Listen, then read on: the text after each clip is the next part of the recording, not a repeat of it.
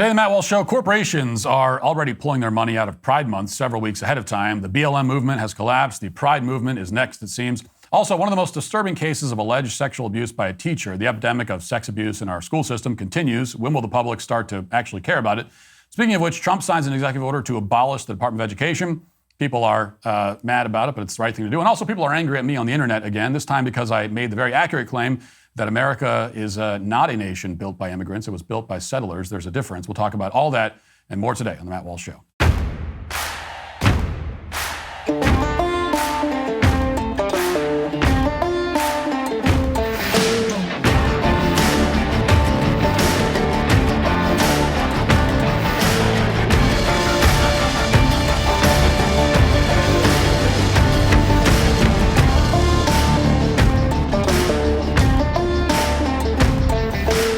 Attention investors, while this is a paid endorsement, we've got some good news to share. We believe that we've turned the tide in the battle for the soul of America. Donald Trump has been elected and is beginning the Herculean task of pushing back against the forces of wokeism in America. It's true that many businesses are beginning to mothball their DEI, CRT, and ESG programs and focus on serving customers, all customers, rather than political interests. What about you? Have you joined the movement of Americans who are using their investments to hold companies accountable for their ethical behavior? I'm not a client of the firm, but if you'd like to join other patriotic citizens by aligning your investments with your conservative values, go to constitutionwealth.com/Matt for a free consultation. Constitution Wealth is a registered investment advisor. You should review Constitution Wealth's disclosures at constitutionwealth.com to understand their services and fees. All investing involves risks, including the risk of loss. We have seen the collapse of a lot of supposedly grassroots movements ever since Donald Trump took office. BLM, as we've discussed, has literally been dismantled on the streets of Washington, D.C., as in the mayor removed the BLM graffiti from the road and tore up BLM Plaza. And no one even pretended to care about that, even though, just a few years ago, it would have been considered blasphemy against the great Saint George Floyd. But in 2025, there was no rioting. There wasn't even really a protest about it. And of course, the Women's March is also completely demoralized and gutted. When Trump was inaugurated back in 2017, 500,000 protesters reportedly participated in the so-called Women's March in downtown Washington, D.C. They claimed at the time, dubiously, but they claimed that it was the biggest single-day protest in the history of this country. But for Trump's second inauguration earlier this year, only a few thousand people participated in the so-called People's March. Even though the People's March was supposed to be more inclusive and have more people, they expanded their branding from women to people, and yet they still lost about 99% of their manpower, or I guess we should say people power. It's enough to make you wonder how many of these movements were ever really grassroots in the first place. To what extent were they relying on funding that's no longer there? Where did that funding come from? These are questions that are worth asking, especially because we're seeing this phenomenon happen more and more often. As Donald Trump kills federal funding for various NGOs and nonprofits, and as major corporations decide to scale back their activism, some of the left's biggest protest movements are falling apart. They're proving to be unsustainable. I mean, it's almost as if they were never actually that popular in the first place. Maybe the most extraordinary example of this phenomenon is the current state of Pride Month, which is set to take place, of course, in June. Now, when we released my film, What is a Woman, back in 2022, Pride Month had the backing of pretty much every Fortune 500 company on the planet. The organizers of various Pride parades were flush with cash. They were setting the dominant narrative, one that valorized hedonism, narcissism, perversion, and child abuse. It was never explained exactly why these people needed lavish parades all over the country for weeks on end in order to celebrate their sexual interests. We were just supposed to accept it as a kind of quasi-religious ritual, and indeed, many people did accept it. But just 3 years later, it's clear that whatever power these people once had, they don't have very much of it anymore. We're now gearing up for the most muted, small-scale Pride Month that we've seen in a very long time. The organizers of some of the largest Pride parades in the country are currently scrambling to raise money because their major corporate sponsors have stopped writing checks.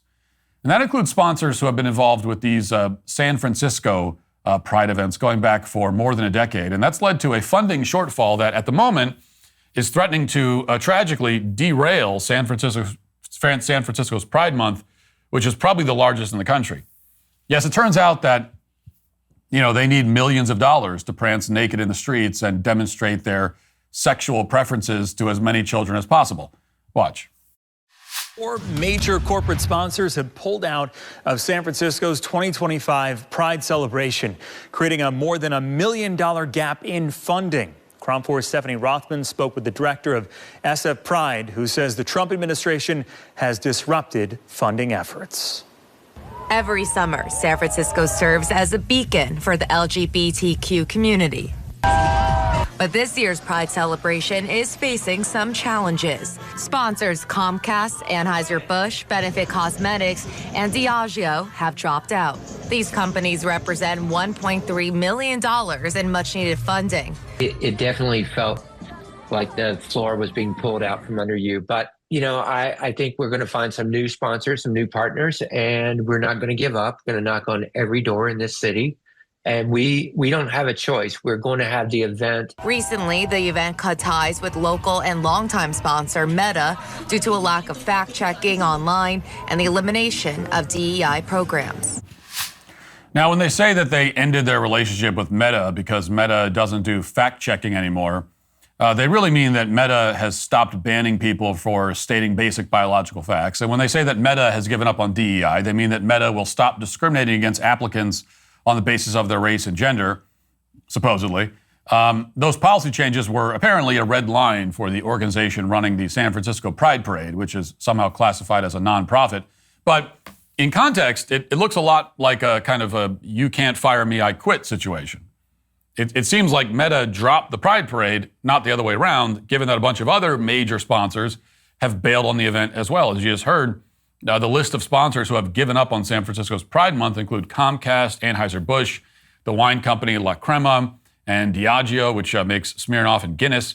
So the makers of Bud Light have apparently realized that sponsoring degeneracy is not, in fact, good business. All it took was one of the most successful conservative boycott campaigns in a generation to make them come around.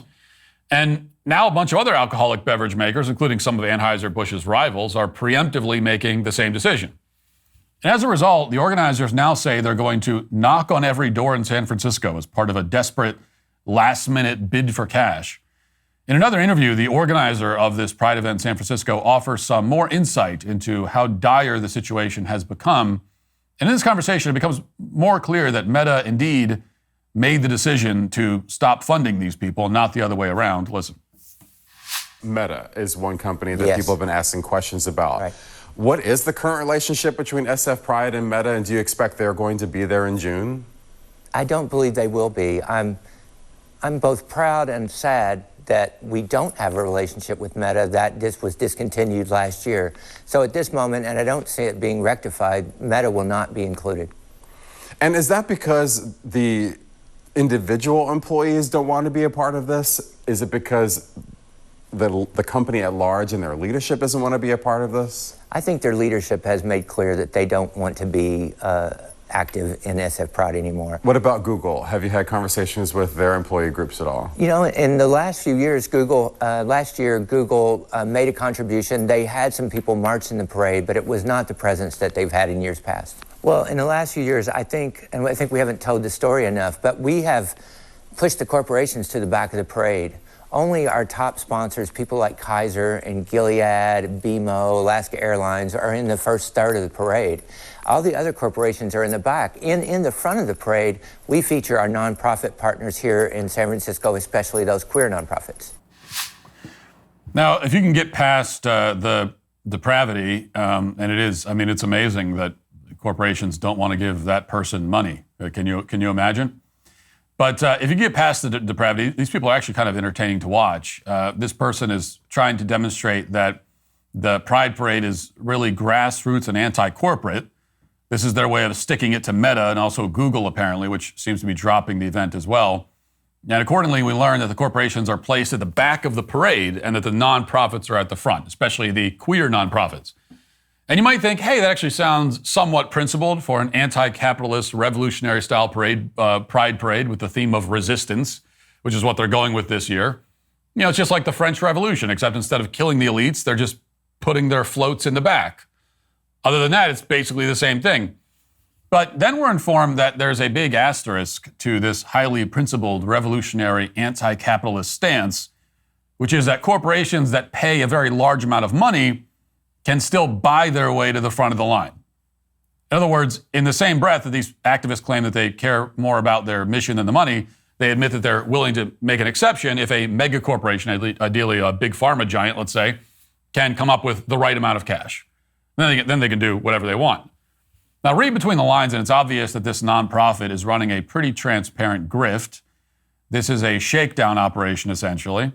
That's exactly what you'd expect when a bunch of highly immoral people get together and plan an event, of course. And that's exactly what you get with the organizers of the San Francisco Pride Month. And at various points in different interviews, this organizer essentially admits that this whole operation is a shakedown. Watch. Well, we're going to remember the people that support us and the people that don't. How that looks, I don't know yet. Of course, the board and I will be discussing that. We do not want to stop our relationships with people. Obviously, we're going to have some tough conversations with some corporations. It's coming from all sides for us. And we're going to remember who stood by us. And this is going to swing back. This won't last forever. We're going to fight and we're going to be okay. But,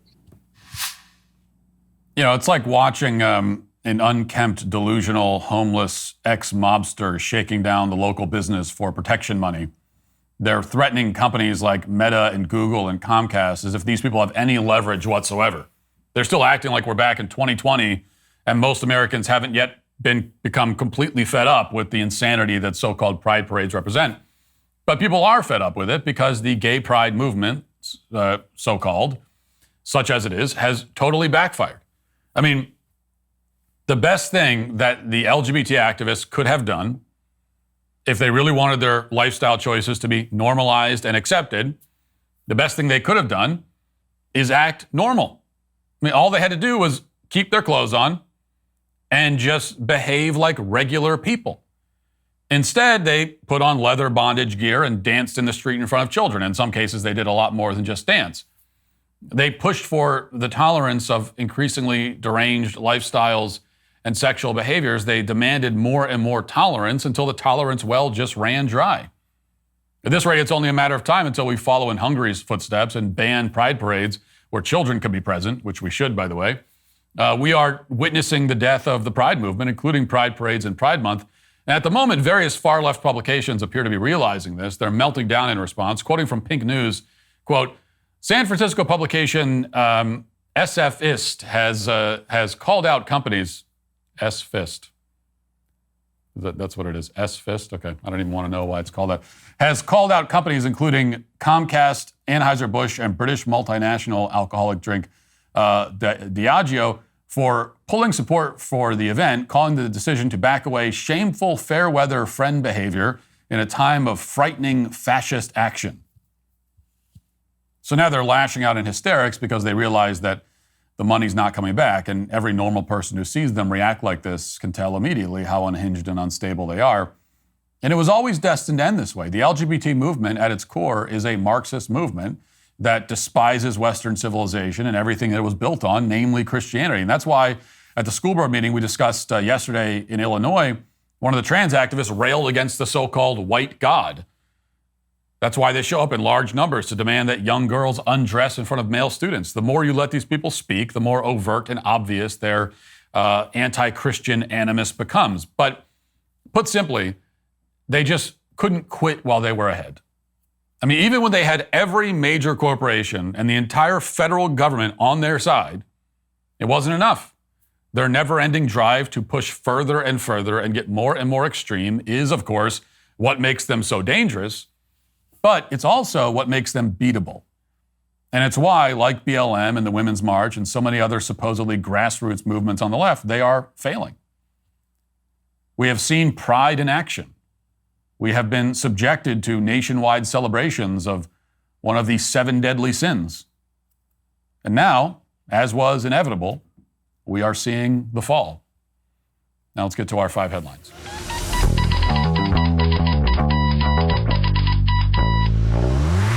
Did you know that over 140,000 family farms in the U.S. have closed down since 2017? Shocking, right? Well, meanwhile, grocery stores are stocking their shelves with mystery meat from, well, who really knows where? That's the mystery. But hey, at least it's cheap. If you actually care where your food comes from, it's time to check out GoodRanchers.com. I go with Good Ranchers because, call me crazy, I prefer knowing my dinner wasn't shipped from the other side of the planet. Their meat is born, raised, and harvested right here in the USA. Revolutionary concept, but that's what they do. And get this, no antibiotics, no added hormones, and no seed oils, just meat. Imagine that. One ingredient you can actually pronounce without a chemistry degree. These folks are practically showing off when it comes to transparency about where your food is coming from. All their meat is farm to table, zero mystery, meaning you're supporting American ranchers while serving food that won't make you question your life choices at 3 a.m. I've tried many of their steaks and other choices, and they're quite possibly the most tender, tasteful, clean protein options I have ever had. Right now, during their Spring into Action promotion, they actually managed to save you money while providing better, high-quality food. When you sign up, you'll get free bacon, ground beef, seed oil-free chicken nuggets, or wild-caught salmon in every order for a year, plus $40 off with code Walsh. So again, unless you enjoy mystery meat roulette, visit goodranchers.com today. Use code Walsh to get free meat for a year and $40 off your next order. Good Ranchers, American meat delivered. Okay, I want to start with this disturbing story. It's a very familiar type of story, which is why I want to talk about it. But this is even more disturbing than usual. So to begin with, here's a local news report on yet another teacher sex scandal. But the details here are, as I said, even shocking by the standards of these kinds of stories. Listen to this. New tonight, more teenage students in Morgan County are now coming forward, and they're accusing a former teacher of sexual misconduct with a minor. Ashton Hackman is in Morgan County to explain why the prosecutors are now looking to bring even more charges against this woman. 31-year-old Brittany Fortenberry has been held here at the Morgan County Jail since her arrest last month on charges of sexual misconduct with a minor. Since then, 5 new victims have come forward with additional allegations. Prosecutors have asked to file up to 24 additional criminal charges against her, including 10 counts of child molesting, sexual misconduct with a minor, and 13 other charges for disseminating material harmful to minors and contributing to the delinquency of a minor. Court documents say all of the teens reported Fortenberry would send them nude and explicit photos and videos on Snapchat and force them to have group sex at her Martinsville home. A child victim advocate says it's important for parents to feel comfortable having difficult conversations with their children. And what we just encourage is that parents kind of ask that open-ended question and they give their children a chance to speak, and then they praise their courage at that time rather than asking them questions about what they did or why they didn't tell. The last thing that we want is a child to feel blame or shame as a result of making a disclosure. We reached out to the Morgan County Prosecutor's Office to see when these formal charges will be filed. We have not yet heard back. Now, it actually gets much worse than what you just heard because according to WTHR in Indianapolis, this woman allegedly abused multiple middle school boys, 13 years old, were the victims, at least some of the victims. And that includes, on one occasion, allegedly having them all wear Scream masks, masks from the movie Scream, while she molested them. And she was also paying them, these young boys, hundreds of dollars for them to send her explicit pictures, $100 to $800 in some cases. And she told them that if they reported any of this to anyone, that she would kill herself. And she was also drugging them, allegedly drugging them as part of this whole process of grooming and molestation and abuse. Now, assuming this is all true, it makes you wonder, as you always have to wonder in these kinds of cases, how in God's name did a woman like this get a job as a teacher in the first place? Yes, we can assume that she was not advertising the fact that she's a sexual predator. She probably wasn't putting it on the resume or on the job application. She wasn't mentioning it in the interview process, but it's just impossible to believe that there were no warning signs. It's impossible to believe that she came off as totally normal and never gave any indication that she was a demented predatory freak. It's not like these people are not criminal masterminds. Okay, these are not evil geniuses we're talking about here. I mean, they're sending, allegedly, pictures back and forth.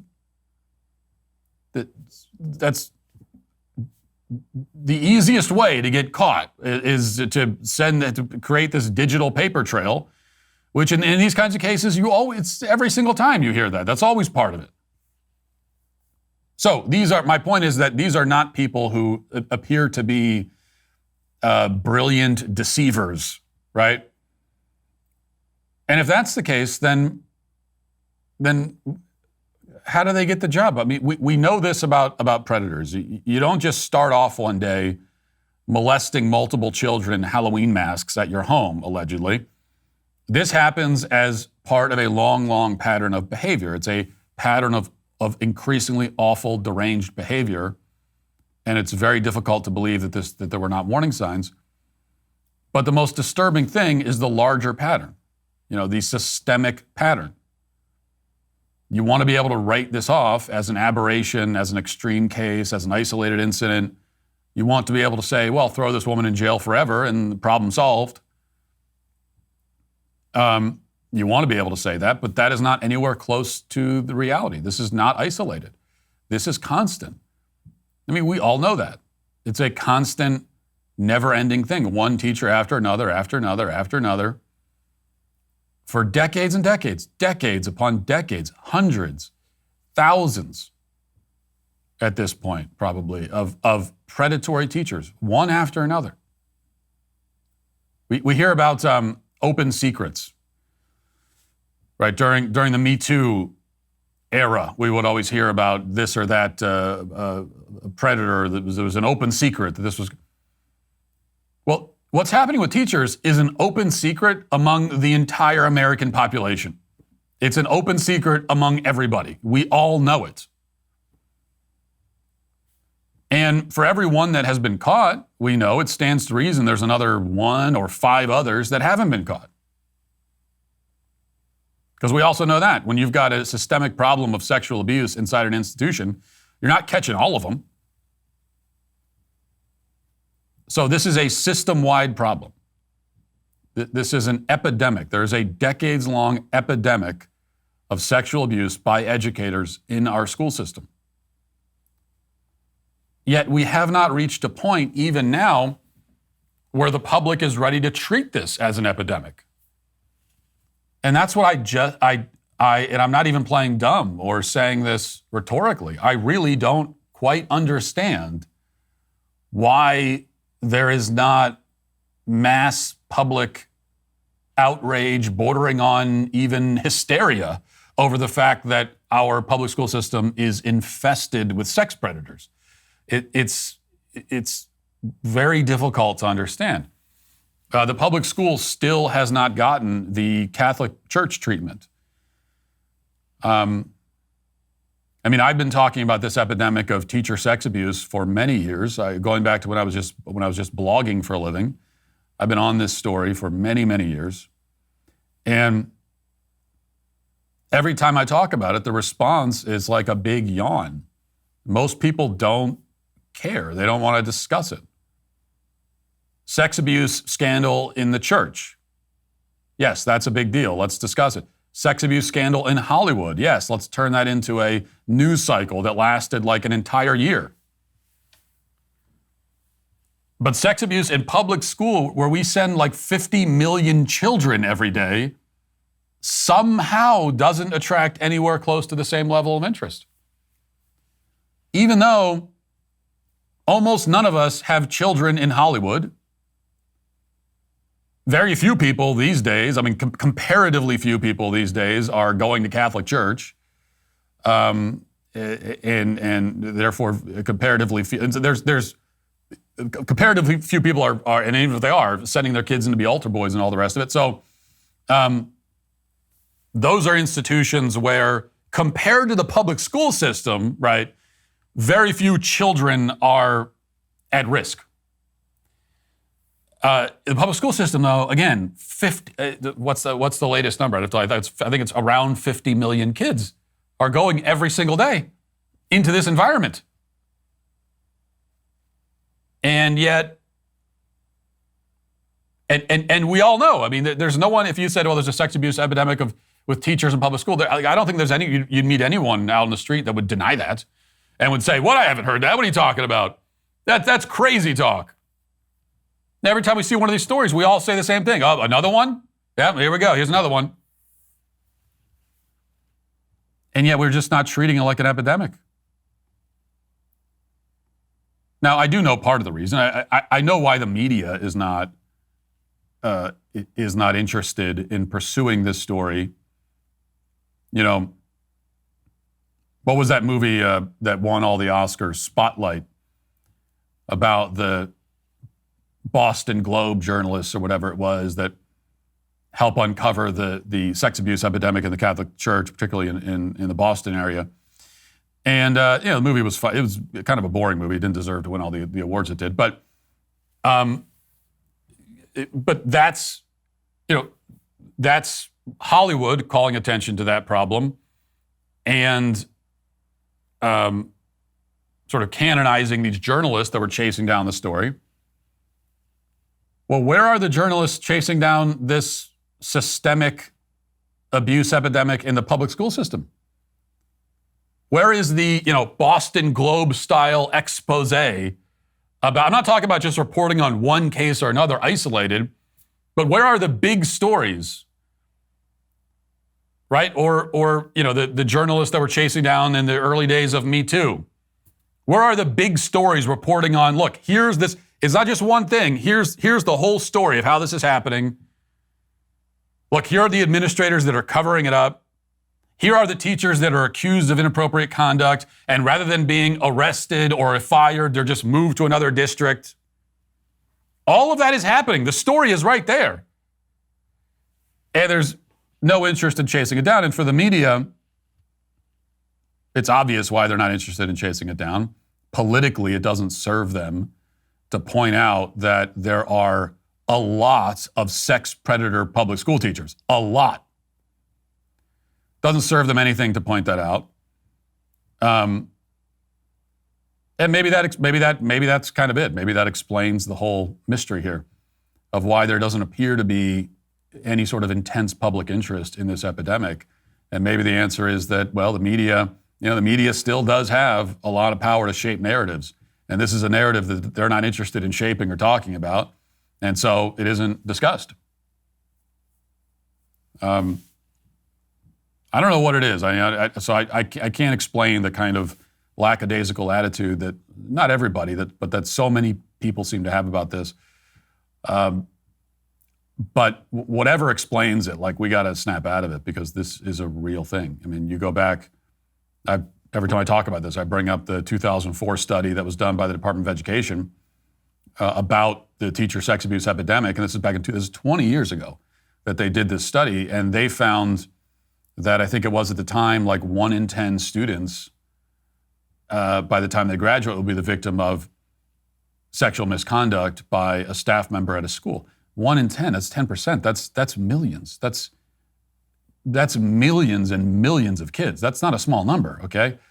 That's a huge number. 10% is a mind-boggling number. And that was 20 years ago. Has it gotten better since then? Is that how it usually works? When you've got a sex abuse epidemic in an institution and you just ignore it, does it go away? Does it get better? No. It only gets worse. It gets worse and worse and worse until somebody does something about it. All right, here's a good follow-up. Fox News has this. President Donald Trump is moving forward with plans to abolish the Department of Education. Trump is expected to sign an executive order following through on a campaign promise to disband the department, claiming on the campaign trail that the department was full of radical zealots and Marxists, which it is. A White House fact sheet states that the move will turn over education to families instead of bureaucracies. Trump and proponents of eliminating the department have long said the agency has failed American students, which it has. But in order to completely eliminate it, Congress has to act. And so this is another area where Congress needs to come in behind Trump and codify his executive orders. And they need to do, there's a bunch of executive orders they need to do that with, and they need to do that with this as well. But we're moving in the right direction. This is great news. Yeah, abolish the Department of Education, burn it down, destroy it, incinerate it, dump its ashes in the ocean. Absolutely. And of course, the left is going to panic over this. They panic over everything. But I'd like for them to answer this question in the middle of their panic. A simple question, which is this: what has the Department of Education achieved? Let's take a look at the state of education in America prior to the department's existence. Compare it to the state of education today and tell me where you see the department's achievements. The Department of Education was founded in 1979.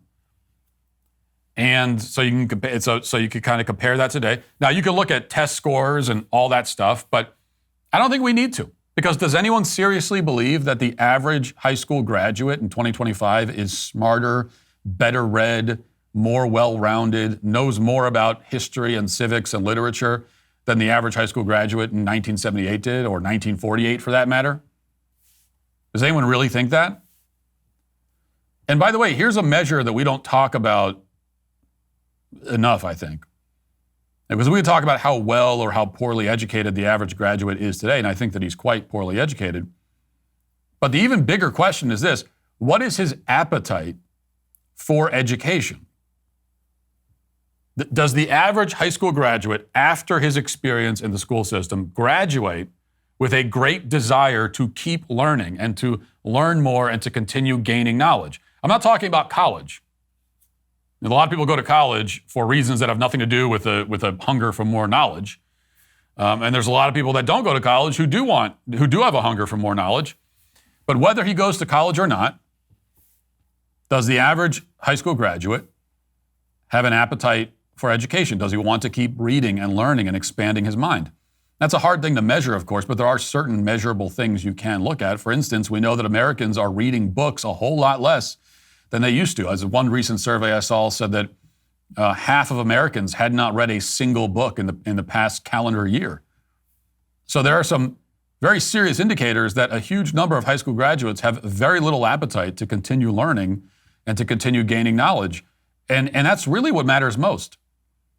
Because it doesn't matter how good of a student you were. It doesn't matter, you could have gotten straight A's. It doesn't really matter if you don't continue learning, if you don't continue expanding your base of knowledge, continue consuming knowledge, then you will become an ignorant moron in pretty short order.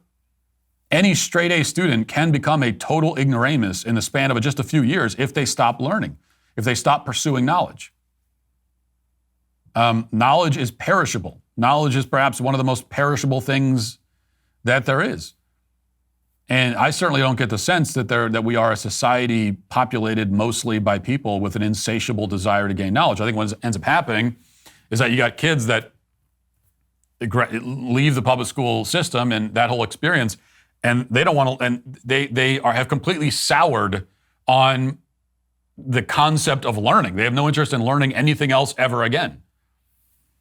Now, is that all the fault of the Department of Education? Of course, it's not, of course, but there's just no evidence that the department has improved anything. What are the fruits of its labors? Where are the wins? I don't see them. And meanwhile, to bring it back to what we discussed a minute ago, there's been this decades-long sex abuse epidemic in the schools that the department has done precisely nothing to address. I said they did a study 20 years ago, which they did, and they confirmed in the study that, we got a big problem here. We've got millions of victims, millions and millions. And then they did nothing. And they did exactly nothing with that information. Not a single thing was done. Not one reform was put in place. They just said, oh, wow, look, millions of child sex abuse victims in the school system. Well, that's unfortunate. Anyway,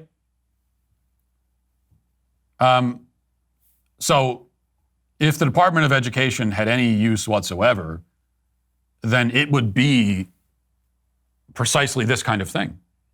It would be to address systemic problems in the education system as a whole. But they're not doing that. They're doing the opposite of that, actually.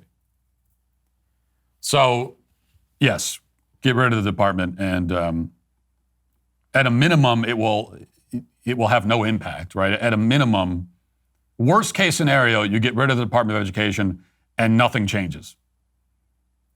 But I think more likely is that we actually see some improvements in the way education is handled. Okay, Tim Walz has some thoughts about masculinity. As we know, he's a real expert on the subject. Let's listen to that. But I think this notion of toxicity in masculinity needs to be separated. And I think it's been conflated. And I think we're going to have to work on that a little bit. And I think there is a crisis. I think some of us scare them. I think I scare them a little bit why they spend so much time on this.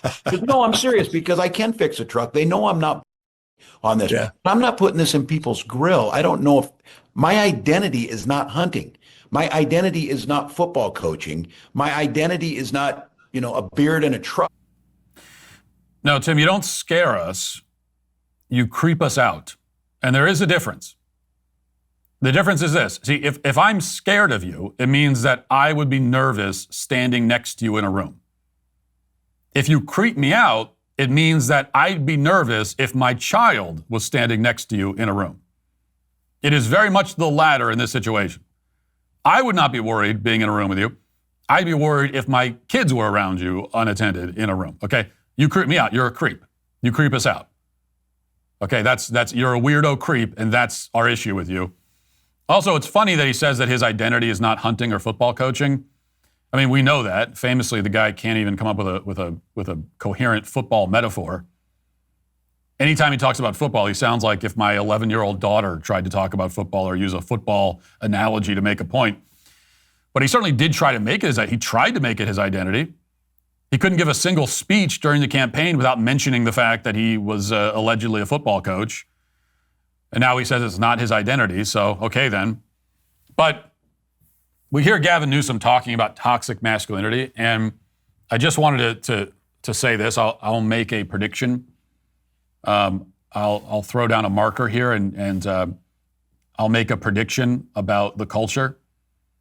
And my cultural predictions are usually right. I'm usually pretty good. Now, if I'm predicting who's going to win a football game, or if I'm predicting who's going to win an election, you could mostly ignore me about that because I'm usually wrong about those kinds of predictions.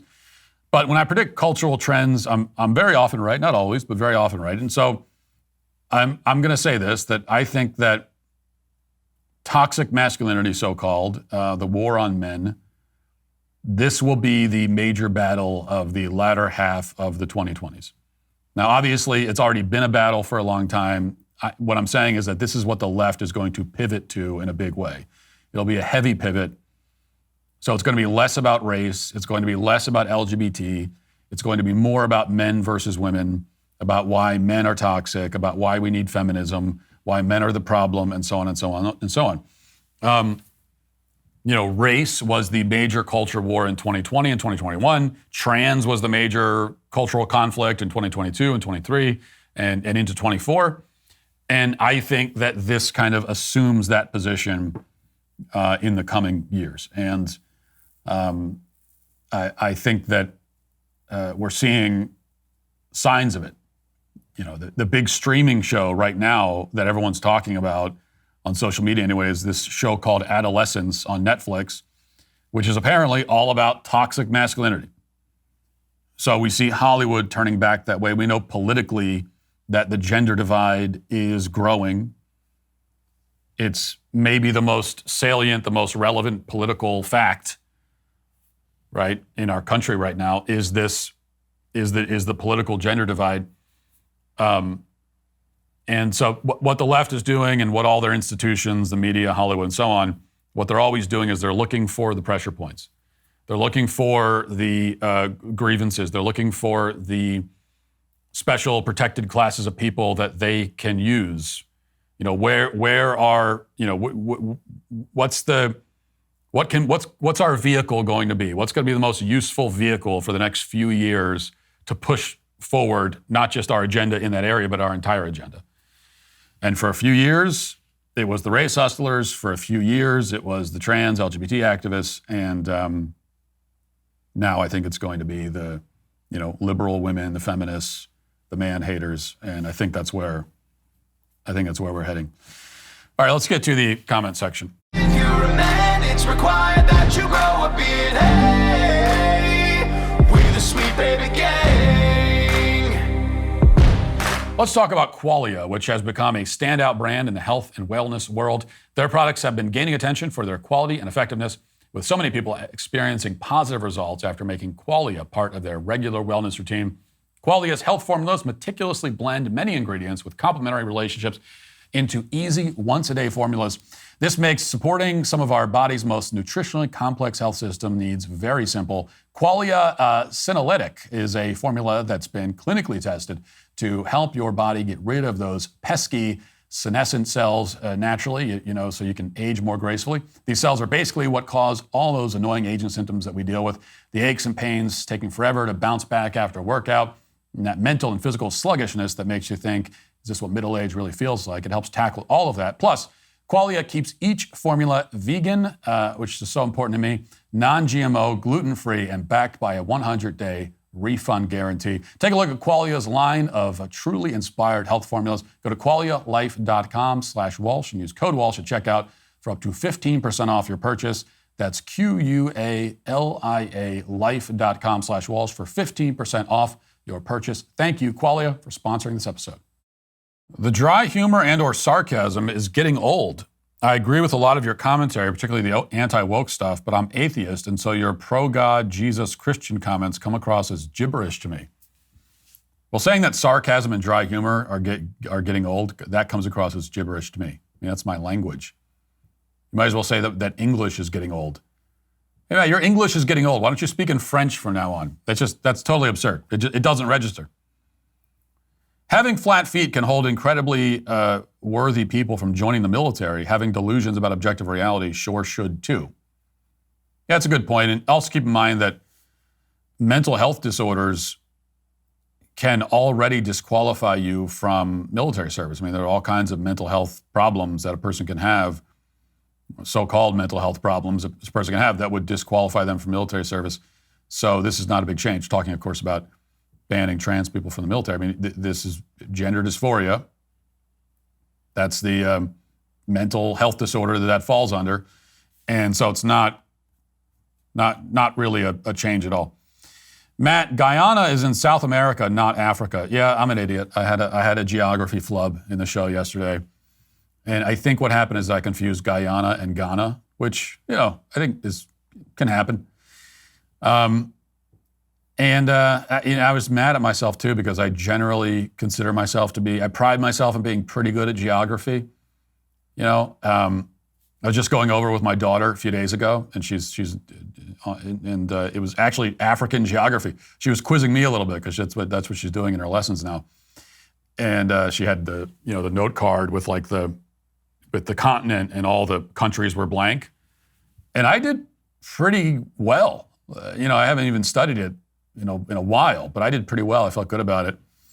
And then I make that mistake. So, and the bad thing is that geography, to me, it's like spelling, that if somebody makes a basic spelling mistake, not a typo, but an actual spelling mistake, like they didn't know how a thing was spelled, then they lose about 20 IQ points in my mind.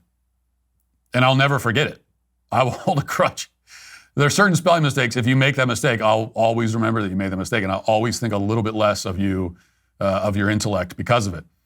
And it's the same for if someone makes a basic geography mistake, which means that all of you must now assume that I'm 20 IQ points dumber than you initially thought. And I didn't have a lot to lose, so this is bad. The only question is the Guyana-Ghana flub, is that a basic geography? Is that an acceptable geography mistake for a person to make, is really the question. And I can't honestly say that it is an acceptable one. That's the rough part. All right. There has to be a better word for Indians in the context of North America. I'm not offended by it in the least, quite the opposite. It literally means someone from India. The only reason Columbus called them Indians was because he messed up and thought he was in India. Not a great look. Native American doesn't make sense either. They weren't American until the country was formed, just like everyone else. I'm not sure what the proper word should be, but Indian and Native American are both pretty absurd if you actually think about it. But you raise an interesting point, and you're right that none of the words we use to refer to these people really make sense in a literal sense. I've talked before about why Native American doesn't make sense. Indigenous also doesn't quite make sense. Indian obviously is a term that's rooted in a misconception. It is, or a mistake. So you might think, but this is what makes it difficult, is that you might think, well, okay, what word did the Indians use to describe themselves? Maybe that's the word we should use. Well, the problem is that the Indians didn't have a word for a group that we call Indians. They didn't have a word for so-called Native Americans. That word, they didn't have that word. They had a word for their own tribe and maybe for the other tribes around them that they were aware of. And often the word they used for their tribe, the one they used to describe themselves, Navajo, for example, just meant people. So they were just referring to themselves as the people.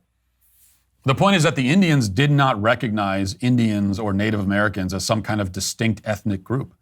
They didn't feel any sort of kinship with or identify themselves with other Indians at all. And so that's where the trouble and the naming comes from. Love Matt, but he's solidly wrong about steak. Marinate in soy sauce, garlic, and onion powder overnight, then grill. Best steak on earth. Soy sauce. Do not marinate your steak in soy sauce. You're completely destroying the steak flavor by marinating it really in anything, but especially in soy sauce. Don't do that. Finally, but do you at least cook the steak in butter? Yeah, okay, here's my steak strategy since we're talking about it. And 5 people care, I'll tell you. So pretty simple recipe. First of all, you got to buy a nice cut of steak. Doesn't matter how you cook it. If it's not a nice cut of steak, then it's not gonna. If it's a cheap steak, it won't be any good. So you got to get yourself a nice cut. You got to splurge on a nice cut of steak. Pull the steak out of the fridge about 30 minutes before you cook it because you got to eat it down to room temperature. Put a bit of oil on the pan. Okay, you don't want to use butter initially because that's what you don't use butter initially because it'll burn. So you turn it up to high heat, get it very, very hot. Salt and pepper on the steak. That's all you need. Throw the steak on 3 minutes on one side, 3 minutes on the other. Very high heat. Sear the edges of the steak. Very important to do. Put some butter in the pan, midway through or 2/3 of the way through. Baste it in butter a little bit. If you want to use fresh rosemary, you throw that in the pan with it. So you let some of those aromas get into the steak, but in a very subtle way. And then you pull it off, let it rest for 5 minutes, and you're good to go. Like that's it. I mean, that's how you make a steak. It's as simple as that. You don't need all you don't need the steak sauces, all the fancy seasonings, the rubs. You don't need any of that. You don't need it. If you have a good quality steak and you cook it that way, that's going to get you a good medium rare sear, and that's all you got to do. So I'm well on my way to making the transition into being a full-time cooking influencer, which is truly my dream. Right now, Ben Shapiro is breaking down one of the most controversial cases in modern history, the case for Derek Chauvin, an exclusive 5-part series on The Ben Shapiro Show. Episode 2 drops today, and you don't want to miss it. In today's episode, Ben walks you step by step through what really happened when George Floyd tried to pass counterfeit money in Minneapolis, the struggle, the police encounter, and the events leading up to his death. This is not the slanted, woke tale we've all been sold by the media. It's the whole story from start to finish. Ben Shapiro is making the case for why President Trump should pardon Derek Chauvin. You need to hear it for yourself. Listen now on Daily Wire Plus. Now let's get to our daily cancellation.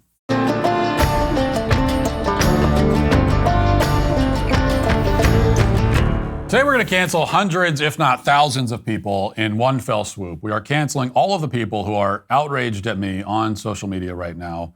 Now, of course, there are always people outraged at me on social media, but there has been an unusually intense wave of it due to something I posted on X yesterday. I was reiterating something I said on the show earlier that day, which itself was a reiteration of something that I've said many times on the show.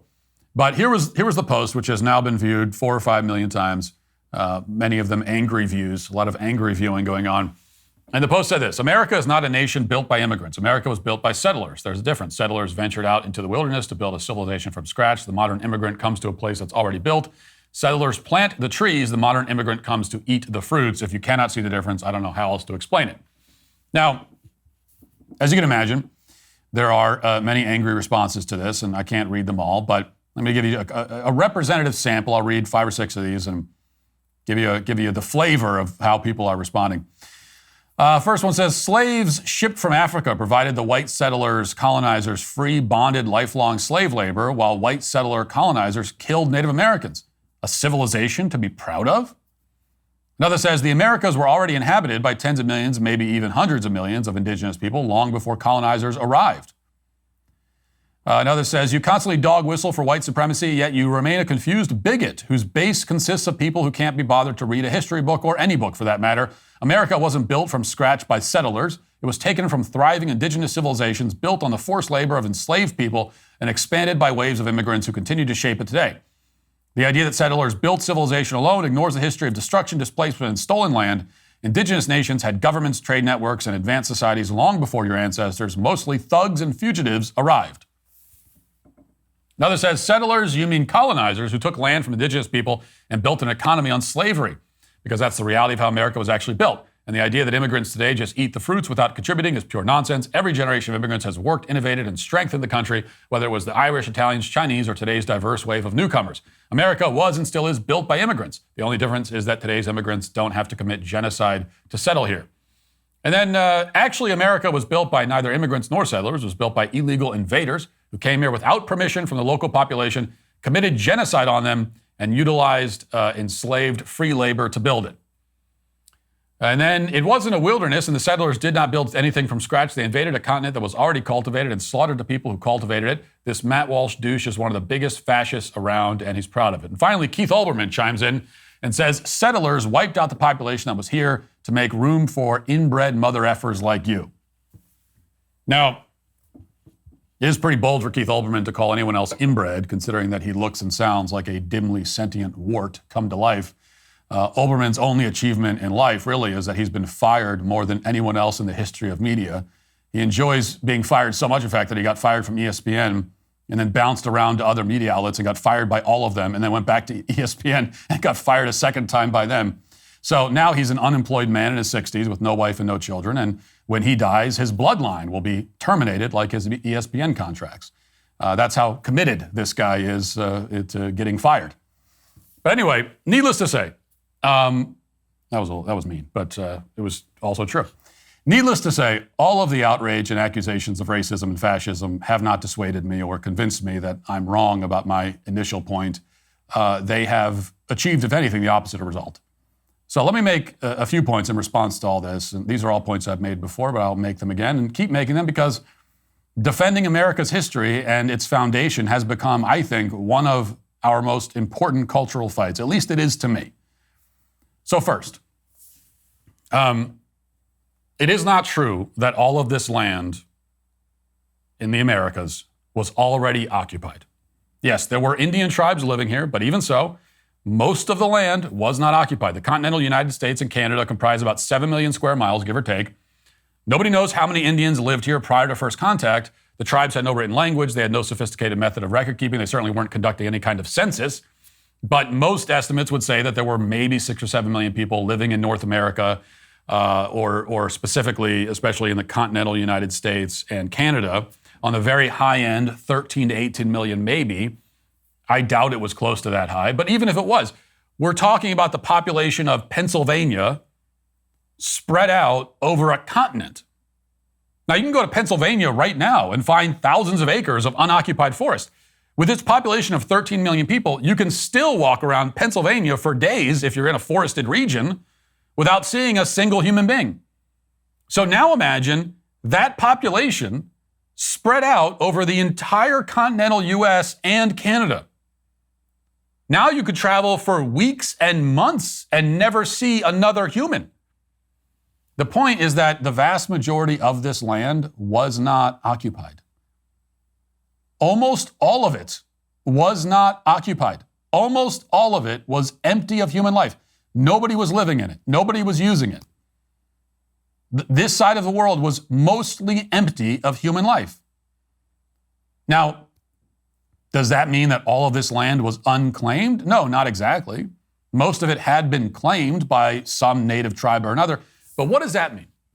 Well, let's take a look at one example, okay? Let's use actual examples. The Cherokee, for instance. By the beginning of the 16th century, the Cherokee claimed an incredibly vast swath of land that would include modern-day West Virginia, Kentucky, Virginia, North Carolina, Tennessee, South Carolina, I think Georgia and Alabama too. So that's like 30 or 40,000 square miles, okay? That was Cherokee land.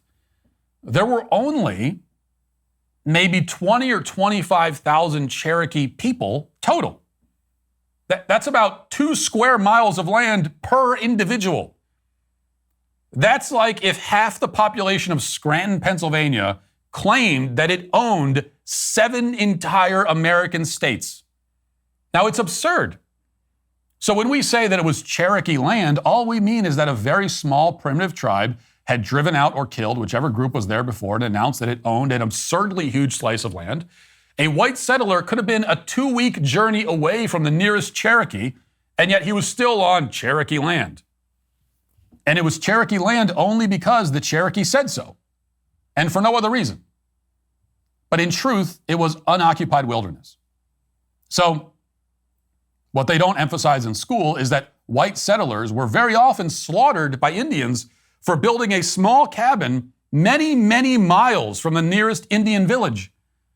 And yet somehow we're supposed to see the white settlers as the bad guys in that scenario.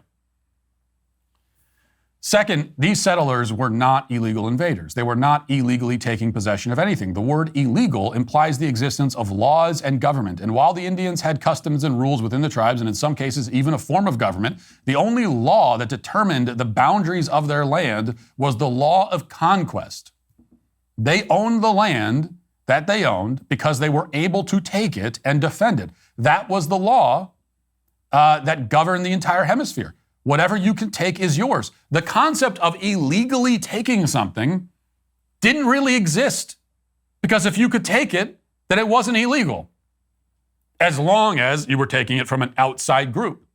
Now, they may have had laws or rules against stealing from somebody within your tribe, but if you're taking something from another tribe, as long as you can take it, it's yours by definition. This is how the Indian tribes operated. It's how they lived. It's how they determined who gets what and which land belongs to which tribe. The settlers entered into that fray, into the ongoing game of war and conquest. They didn't start it. They didn't invent it. They didn't introduce it. They entered into it. They became one party involved in that eternal struggle, just as they didn't invent or introduce slavery or rape or pillaging and so on. All of that was happening long before they arrived, and it was happening much more often and in a much more brutal form most of the time. Third, finally, to answer a question posed in one of the comments I just read, is our civilization one that we should be proud of, even in spite of its history of conquest? No, not in spite of that history. I'm proud of it in large part because of that history.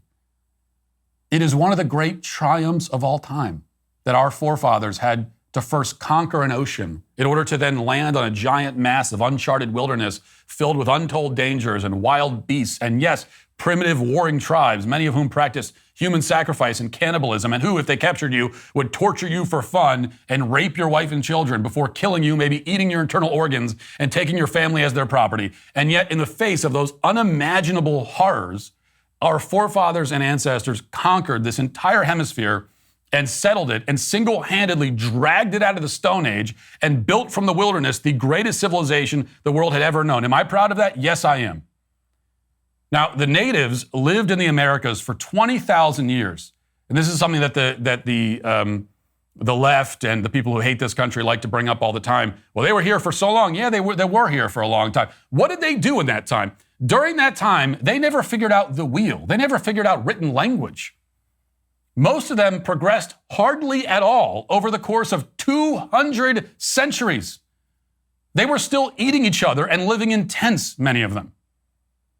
The great tribes of Mesoamerica had advanced the most, and by that I mean they had caught up to the ancient Egyptians by the time that the conquistadors showed up.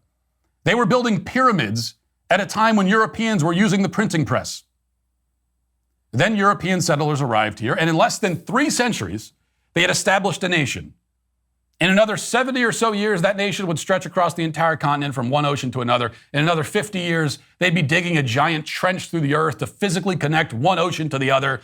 At the same time, they would be building vehicles that can fly through the air. In another few decades, they'd be walking on the surface of the moon. Okay, these settlers took a wilderness sparsely inhabited by hostile Stone Age natives, and in a matter of a few centuries built the greatest, most advanced, most globally dominant nation the world has ever known. Am I proud of that? Oh yes, I am very proud of that. And I will always be proud of that. And I will never apologize for it. Period.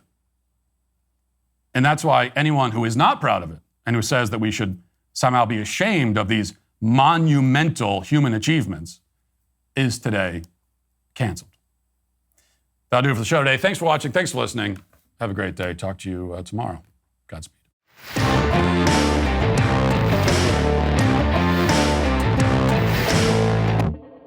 John Bickley here, Daily Wire Editor-in-Chief. Wake up every morning with our show, Morning Wire, where we bring you all the news that you need to know in 15 minutes or less. Join me and my co-host Georgia Howe for daily coverage of all the biggest stories on Morning Wire.